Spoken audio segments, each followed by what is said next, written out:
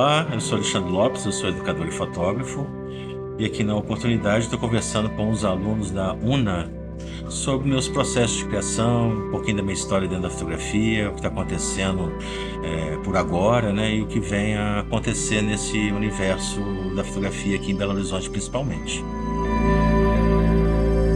A gente vive de fotografia, enfim, desde que eu me entendo por pessoa, né, eu estou dentro dessas práticas fotográficas, então, portanto, já vivenciei muito o analógico, né, a transição do analógico para o digital, a potência do digital, enfim, a telefonia móvel, né, a fotografia móvel, né, então todos esses ambientes a gente passeia um pouquinho então estamos aí umas 3, 4 décadas brincando com fotografia. Comercialmente, sim, a demanda ainda é pelo material digital, né? Mas nos últimos anos a minha ênfase é principalmente na educação. Eu proponho projetos, oficinas, cursos, palestras que envolvem a fotografia e principalmente a fotografia analógica, né? A fotografia experimental, a fotografia de base química, né? A fotografia que dá pra gente recursos criativos espontâneos, inesperados. A fotografia sem controle. Meu papel como educador e fotógrafo é tentar levar para as diversas populações as questões básicas da fotografia, fazer compreender os princípios da formação da imagem, entender como a luz trabalha dentro dos aparatos fotográficos, né? Entendendo essa maneira simples, né, em que está presente em todo o universo fotográfico, né, em todas as câmeras, eu acho que fica muito mais fácil reconhecer, produzir e criticar imagens. Hoje em dia a gente é bombardeado literalmente por milhões e milhões de imagens diariamente e naturalmente a gente está aprendendo a fazer uma seleção crítica dessas imagens para a gente absorver o que é interessante ou não para cada qual. Portanto, quanto mais a gente compreender de onde vem essa imagem, né, o princípio dessa imagem, fica mais fácil, no meu entender, fazer com que as pessoas compreendam e exercitem de uma maneira mais tranquila, né, mais harmoniosa, com mais criatividade, de uma maneira lúdica, né, com o acaso como um fator importante dentro desse processo, de uma maneira mais natural. E que o acesso a esse conhecimento chegue às pessoas de uma maneira, enfim, simples e direta. Esse público é o mais variado possível. Hoje a gente atende desde pré-adolescentes, né? Vamos dizer, a partir de 10 anos. Não tem limites, né? A variedade desse público é muito, muito bacana, porque o interesse é grande, independente da faixa etária, né? Tem esses jovens que estão interessados, que estão começando, né, dentro da prática de uma fotografia diferenciada, que é a fotografia analógica, né? E tem também os veteranos, que tem um material ali um pouco estacionado e com essas oportunidades, por exemplo, como o passeio fotográfico analógico que a gente promove, né, de reativar esses equipamentos, de reativar essa maneira de fazer fotografia, né?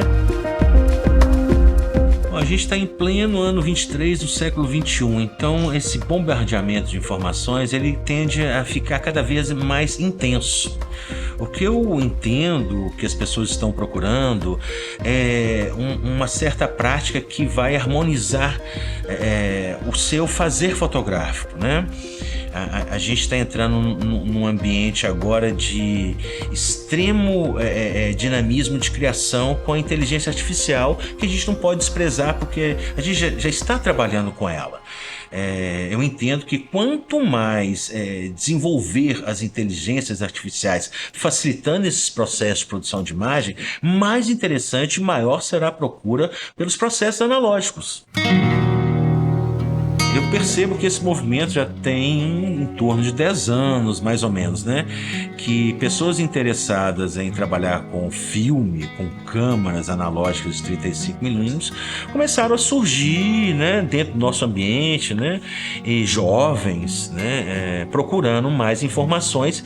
E nesse momento, há 10 anos atrás, digamos assim, né, teve uma estabilização dos processos digitais. Eu digo não a indústria criando novos equipamentos. Eu digo, o mercado estabilizou porque todo mundo estava dentro do digital. Então, rever esses processos como uma forma alternativa de fazer um outro tipo de fotografia que estava um pouco encostada, estava dentro do armário, né? Então, as pessoas reativaram esses processos, né? Criaram coletivos e, aos poucos, reativaram lojas e equipamentos para poder fornecer o que essas pessoas estavam querendo, que é o processamento, a revelação, né? Enfim, trazer essa imagem à tona que até então estava limitado. Tradicionalmente, um grupo NIL, Núcleo de Imagem Latente, executa em Belo Horizonte há mais de 20 anos o Pinhole Day, por exemplo. Existe o Alquímicos também, outro grupo de pesquisa e estudo de fotografia vinculado lá a Belas Artes, que também tem essas atividades. Então a gente tenta trazer novidades, né? Permeando assim as coisas que estão acontecendo no Brasil e mundo afora dentro desse universo. Então chegamos à conclusão, eu e mais dois colegas, a Dúnia Azevedo e o Kleber Fallier, de criar um passeio fotográfico no qual a gente pudesse revelar os filmes ao final do passeio. Dentro das propostas de oficinas que eu ofereço, eu vou destacar a Cenotipia, que nesse momento está em exposição uma oficina que eu ofereci para o projeto CATA, Mudanças Climáticas e Catadoras. Uma exposição que está até fevereiro aqui no Memorial da Vale, na Praça da Liberdade. Convido a todos para poder ver, sentir o que essa exposição pode oferecer de assimilação e compreensão do que devemos fazer em relação aos nossos resíduos. A fotografia sempre teve esse poder, né? Esse diferencial, né? Essa potência de levar uma informação muito direta. Por isso que ainda há pouco eu citei esse movimento fotográfico de 100 anos atrás. O tempo passa e eu compreendo de uma outra maneira isso hoje, né? A minha intenção como educador é levar essa informação e fazer com que as pessoas compreendam de uma maneira mais leve que é possível trabalhar com a linguagem visual e a fotografia como um meio poderoso e que auxilie tanto nas relações pessoais como nas relações comerciais. Olha, eu acho que com a retomada das atividades, né? Agora elas estão mais intensas, com os editais, com as propostas de produção que a gente está vendo com muita potência hoje, eu vejo que esse caminho não tem volta mais não.